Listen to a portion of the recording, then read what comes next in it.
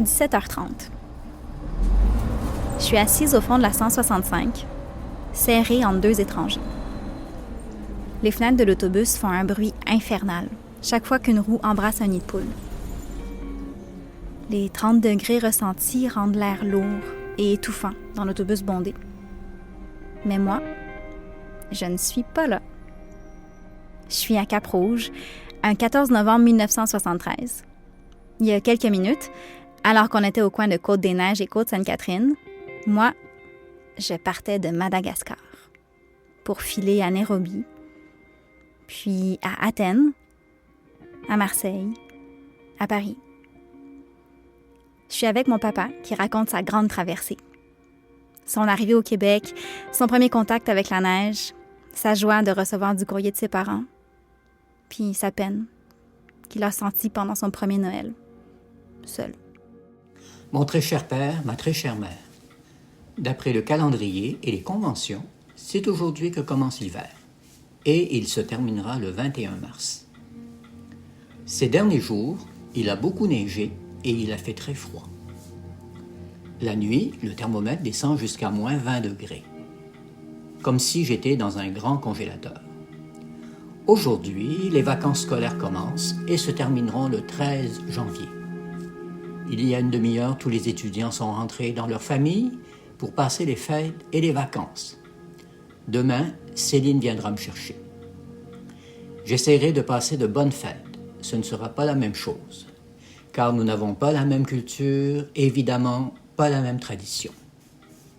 Ce matin, vers 11 heures, après avoir lavé et séché mes vêtements, je n'ai cessé de pleurer en pensant à vous, au fait que je vais passer sans vous, comme c'est triste lorsqu'on n'a pas la famille à côté de soi. C'est à ce moment-là qu'on se rend compte combien la famille, les parents ont de l'importance. J'avais tellement pleuré que mes yeux étaient tout rougis et gonflés. Il y a des étudiants qui m'ont vu, ils m'ont consolé et m'ont invité à passer quelques jours chez eux. Je suis si loin de vous et pour la première fois, je me sens seule. Ça y est, je suis cette fille qui pleure à chaudes larmes dans le bus en pleine heure de pointe. Ma grand-mère n'avait aucune idée du cadeau qu'elle me faisait en me remettant nonchalamment les lettres de mon père. Elles étaient conservées semi-précieusement dans un vieux porte-documents en carton jauni du Centre hospitalier universitaire de Québec. Apparemment une gracieuseté du comité des usagers, selon ce que j'en lis sur la pochette. Le dessus des lettres est tout frisé. Le papier est jauni, puis les agrafes sont un peu rouillées, sans doute à cause de l'humidité et des milliers de kilomètres que ces lettres ont parcourus avant de se retrouver entre mes mains. Ces lettres, c'est une année de correspondance bimensuelle en français et en chinois. C'est le récit des 12 premiers mois au Canada de mon père. Bon, si vous pensez que ce qui vous attend, c'est une histoire d'immigration larmoyante et dramatique, je vous rassure tout de suite.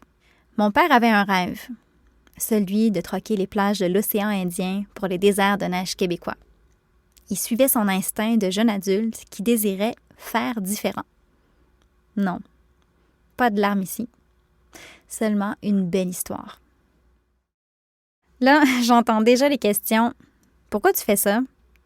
À quoi ça sert? À ça, je répondrais que c'est le devoir de mémoire qui me guide. Immortaliser les petits éclats de notre héritage culturel en revisitant le passé de mon père. Mes sœurs et moi, on baragouine seulement quelques mots en chinois. On se sentait chinoise quand on se faisait écœurer à l'école, et très blanche quand on allait dans les parties de famille et qu'on demandait où étaient les fourchettes. Mon fils porte le nom de famille Shan, mais ses traits asiatiques sont dilués. Il est blond et il a les yeux bleus. Comment tu peux appeler papy aussi? Kung kung kung kung. Mais du haut de ses 5 ans, il est déjà fasciné par le fait que papy, ou Kung Kung, vient du pays où les lémuriens dansent sur de la musique techno. Papy, là, il vient d'où?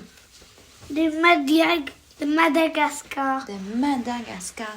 Est-ce que tu sais c'est sur quel continent, Madagascar? Non. C'est en Afrique. Ouais. C'est loin, hein? Et il n'hésite jamais à demander des bisous en chinois. Est-ce que tu te souviens comment on dit « fais-moi un bisou » en chinois? Ouais. Comment? Mango. Mano. Mano. C'est gentil. Encore? Mano. Il vient d'où, papa? Chaque fois qu'on voyait une carte du monde ou un globe terrestre, on nous demandait, à mes sœurs et moi, où était Madagascar. Et pour moi, c'était ça le voyage de mon père. Toute cette distance parcourue, 20 cm. Une distance bien discrète dont mon père ne faisait jamais grand cas. Mais évidemment que je me disais, pourquoi en faire tout un fromage?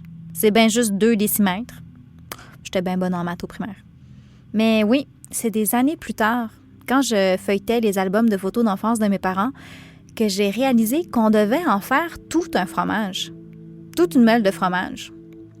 Il n'y avait pas de photo de mon père pogné en étoile dans un habit de neige, comme je voyais dans d'autres albums. Mais il y avait des photos de mon père à la plage, des photos de mon père appuyé à un arbre qui m'apparaissait fort exotique. Spoiler alert, il n'y a pas d'érable à Madagascar. Des photos de mon père en train de parer un boa. Bon, attention là, pas se parer d'un boa, genre whoopidou. Non, un boa, comme un serpent, pour éventuellement le manger. C'est la nourriture, c'est parce que moi, c'était la première fois, du haut de mes 20 ans, que je quittais ma famille pour aller ailleurs, aller vivre ailleurs. Donc, j'étais complètement, tous mes repères, j'avais perdu tous mes repères. Donc. Ah, je sais, toi, la sauce brune, selon tes lettres, tu comprenais pas le rôle ou l'intérêt de l'existence de la sauce brune. Oui, la même chose, le miel sur le miel sur du poulet ou bien saucer un poulet rôti dans le miel. Ça aussi, c'est quelque chose d'incompréhensible. Mon père, c'est qui mon père? Mon père, c'est Yannick Chankoé, ou Yinkit, son nom chinois que je prononce sûrement mal. Mon père vient d'une famille chinoise installée depuis plusieurs générations en Afrique, à Zanzibar, du côté de son père, mon grand-père. Ma grand-mère, elle, est née à Canton, mais est arrivée à Madagascar en plein dans son Terrible 2. Mon père, Yannick, est arrivé ici, au Québec, en novembre 1973, après avoir passé 21 ans de sa vie à Diego, à la pointe nord de l'île de Madagascar, qui, à cette époque, était surnommée l'île heureuse par ses habitants. Ça, ce sont les faits plus officiels. Mais à mes yeux, mon père est ce petit monsieur doux qui venait nous chercher à l'école dans sa Mazda rouge, joyeux et ricaneur. Le petit monsieur qui poussait tranquillement son panier d'épicerie, toujours à 2 doigts de s'enfarger dans quelque chose, mais se laissant presque toujours convaincre par une de nous 3 d'acheter un pot de Nutella. Mon père, c'est aussi un homme courageux, qui tournait de l'œil quand venait le temps de laver la cage des hamsters. Mais c'est aussi un gamin qui dévalait les routes malgaches à bord d'une Jeep à la recherche d'un sanglier à ramener à la maison. C'est pas des jokes. Et le jeune qui partait à la chasse dans la jungle et qui dépeçait sans hésiter de très longs boas. Et aussi l'ado qui partait à la pêche en haute mer dans l'océan Indien sans veste de sauvetage. Mon père, l'aventurier tranquille. C'est comme quand j'allais dans la famille des Sima au lac Saint-Jean. Le soir, lorsqu'on se laissait, là, ils s'embrassaient tout le monde.